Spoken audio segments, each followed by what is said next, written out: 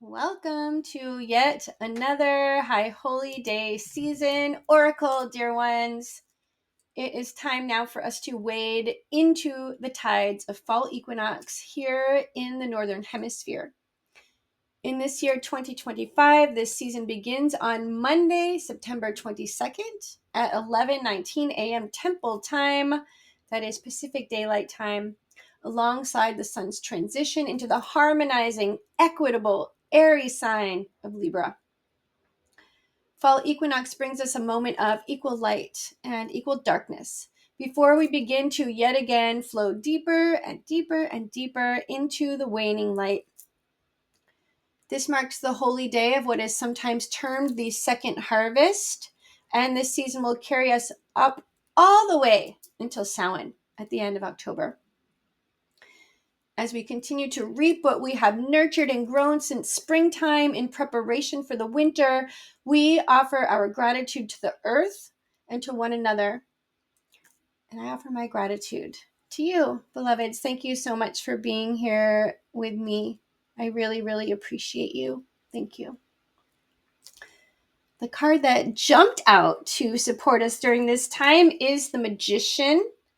And we last drew this card for Beltane Tide. So do look back at the fullness of spring as it transitioned into summer and note if there are any similarities there for you.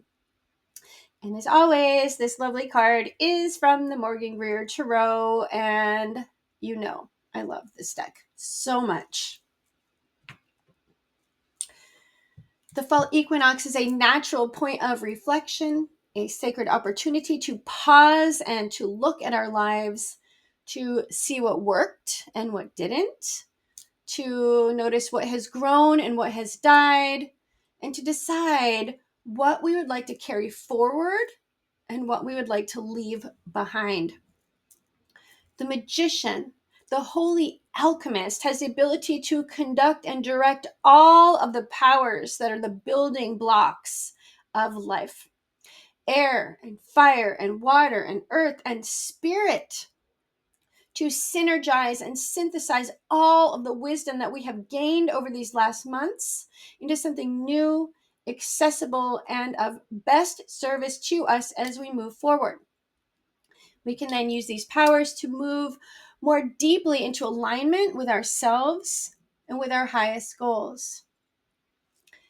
And as we bring in and store all of the delicious fruits of our labors, physical and metaphorical, we are guided to remember to also take the time to acknowledge and celebrate our successes. We need to pause to acknowledge and celebrate our successes before continuing on. It is so important to mark this moment, dear ones. And after sampling these fruits and perhaps sharing them with others, we can then set our best intentions for the coming respite of the sacred darkness, redirecting these powers that we've been radiating outward to instead beam inward, a lantern into the shadowy realms of our inner selves. And while some of the days it is still bright and sunny and very, very hot where I live here in Northern California, it is also quite obvious to me that the seasons have definitively shifted. The light has changed. The days have grown shorter. And soon it will be time again for that inward spiral. And as we move simultaneously with the changes of our Earth Mother, it is good to also witness the reflection of her changes within ourselves. In beginning to beam that light inward, we prepare ourselves for the slow and needful work to come. With optimism and grace, the magician ushers our gifts of manifestation and transformation and healing to the surface. This is a reminder of our own vast potential, our skill to ride the currents of our lives, and to use our sustained focus to create our own realities. And as we step into the dark half of the year, let us do so with joy.